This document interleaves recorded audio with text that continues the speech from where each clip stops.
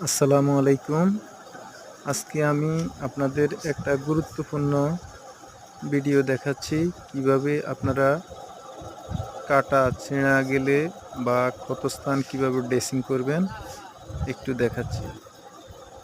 প্রথমে যদি কোনো কাটা স্থানে লোম বা পশমে ভরে থাকে তাহলে ওগুলা ভালো করে আগে একটু পরিষ্কার করে নেবেন। তারপরে সেভলন বা আয়োডিন বা অ্যান্টিসেপটিক জিনিস দিয়া ভালো করে পরিষ্কার করে নেবেন। পরিষ্কার করার পর ওই ক্ষতস্থানে বায়োডিন বা অ্যান্টিসেপটিক ক্রিম লাগিয়ে দিবেন। অ্যান্টিসেপটিক ক্রিম লাগিয়ে দেওয়ার পর ওই জায়গাটাকে ভালো করে ক্রিমগুলা ওই স্থানগুলোতে মিশিয়ে দিতে হবে যেন প্রত্যেকটা জায়গাতে ক্রিমগুলা লাগে। তারপর আমরা গজ ওই কাটা স্থানের মাঝে লাগিয়ে দিব এবং কাটা স্থানের মাঝে গজটা এমনভাবে সুন্দরভাবে ভাঁজ করে দিতে হবে যাতে ওই স্থানটা ঠিকমতো পরিপূর্ণ ঘুরে যায়।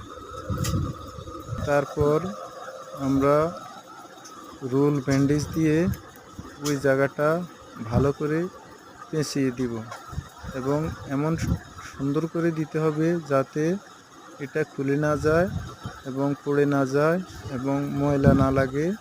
সুন্দর করে লাগিয়ে দিতে হবে এবং সুন্দর করে লাগিয়ে দেওয়ার পরে আমরা তারপর আমরা ডাক্তারের পরামর্শ অনুযায়ী এবং উনি যেই চিকিৎসা দিবে ওই চিকিৎসা অনুযায়ী ওষুধ সেবন করব এবং কোনো প্রকারে ওষুধ গ্যাপ দিব না, মিস করব না, ঠিকমতো ওষুধ সেবন করব। এই ভাইটা মোটরসাইকেল চালাতে গিয়ে কাত হয়ে পড়ে গিয়ে যে তার পায়ে স্যালেঞ্জার পাইপ লেগে পড়ে যায় এবং একদম অবস্থা খারাপ হয়ে যায়। আমি এই কাজটা অনেক সুন্দর করে তাকে করে দিলাম। আল্লাহ যেন দ্রুত তাকে সুস্থ করে এবং সবাই দোয়া করবেন যেন ভালো থাকে।